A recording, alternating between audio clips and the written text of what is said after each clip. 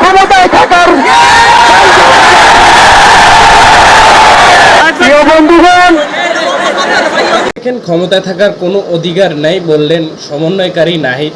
তো ইনি যে কথাটি বললেন বা যে ঘোষণাটি দিলেন সেই ভিডিওটি আমি সম্পূর্ণ আপনাদেরকে দেখাবো। তো তার আগে আপনাদেরকে বলে নেই, কোটা আন্দোলন নিয়ে অনেক কিছু আমাদের দেশে ঘটে যাচ্ছিল। তো এক দফা দাবিতে এবার এই ঘোষণাটি দিলেন যে আর এক সেকেন্ড ক্ষমতায় থাকার কোনো অধিকার নাই। তো সেই ভিডিওটি আমি আপনাদেরকে দেখাবো। তো তার আগে আপনাদেরকে বলে নিই, আপনারা দেখতেছেন বাংলা নিউজ বিডি টিভি। তো চ্যানেলে নতুন হয়ে থাকলে চ্যানেলটিকে সাবস্ক্রাইব করে পাশে থাকা বেল আইকন বাজিয়ে দেবেন। আর যারা অলরেডি সাবস্ক্রাইব করেছেন সবাইকে অসংখ্য ধন্যবাদ। তো চলেন আমরা সেই ভিডিওটি দেখে আসি। শেখ হাসিনাকে পদত্যাগ করলেই হবে না। এই যে খুন, লুটপাট, দুর্নীতি এই দেশে হয়েছে, তার বিচার হতে হবে। এই সরকার কোনোভাবেই আর এক মিনিটও ক্ষমতায় থাকার প্রিয় বন্ধুগণ,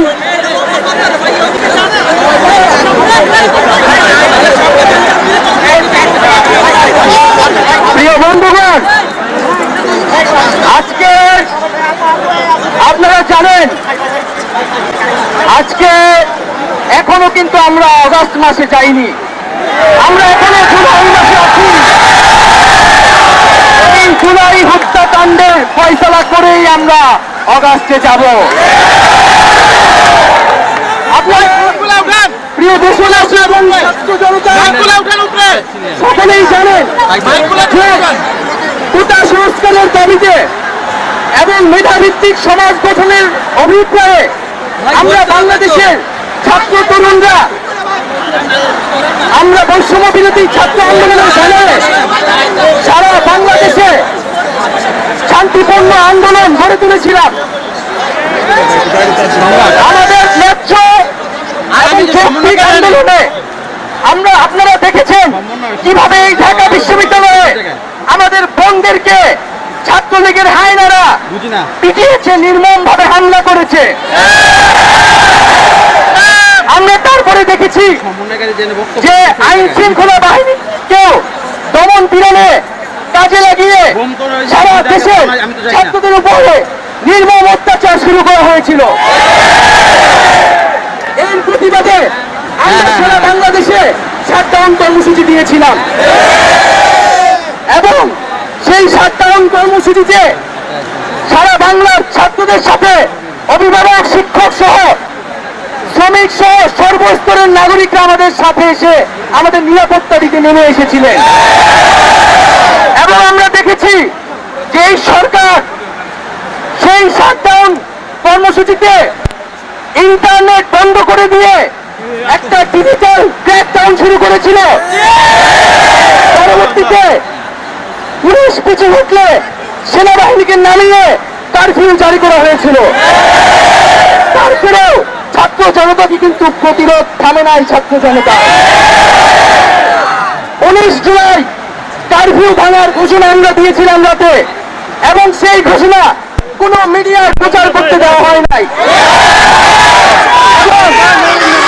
19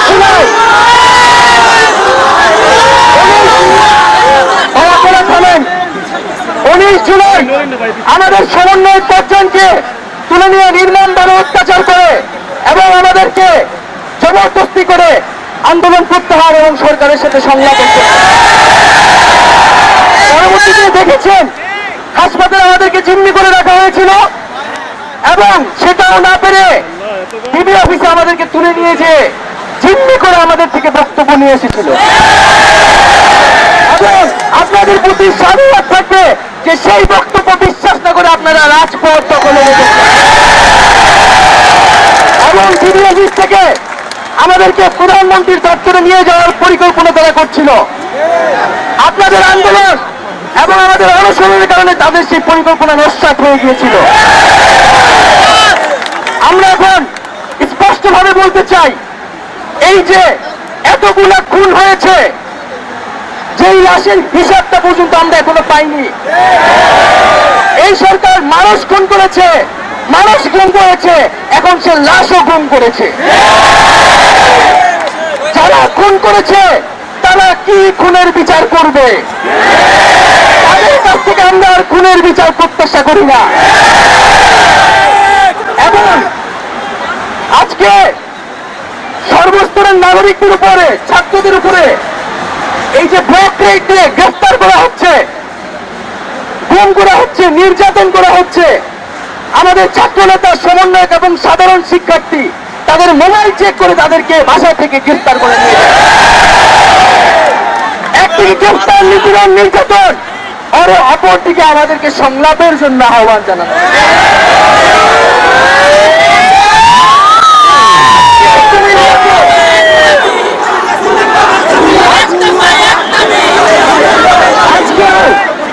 আজকেও কুমিল্লাতে হামলা হয়েছে এবং গুলিত করা হয়েছে, আমার ভাই শহীদ হয়েছে।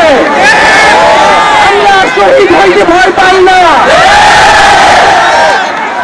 আজকে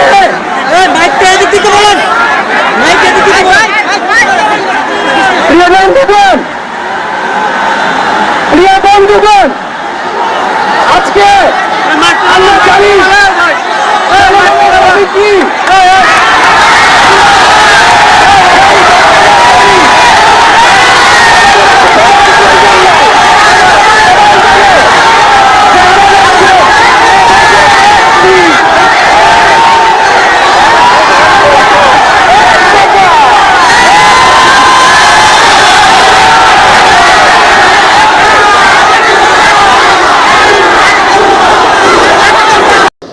তো এই ছিল আজকের ভিডিওটি ভালো লাগলে আপনারা লাইক করুন, শেয়ার করুন, কমেন্ট করুন, আর আপনাদের মূল্যবান মতামত কমেন্ট বক্সে কমেন্ট করে জানাবেন। আর এরকম নিত্য নতুন আপডেট লেটেস্ট ভিডিও সবার আগে আমার চ্যানেলে পাওয়ার জন্য চ্যানেলটিকে সাবস্ক্রাইব করে পাশে থাকা বেল আইকন বাজিয়ে দেবেন। আর অলরেডি যারা সাবস্ক্রাইব করেছেন সবাইকে অসংখ্য অসংখ্য ধন্যবাদ। তো ভালো থাকবেন, সুস্থ থাকবেন, দেখা হচ্ছে নেক্সট ভিডিও।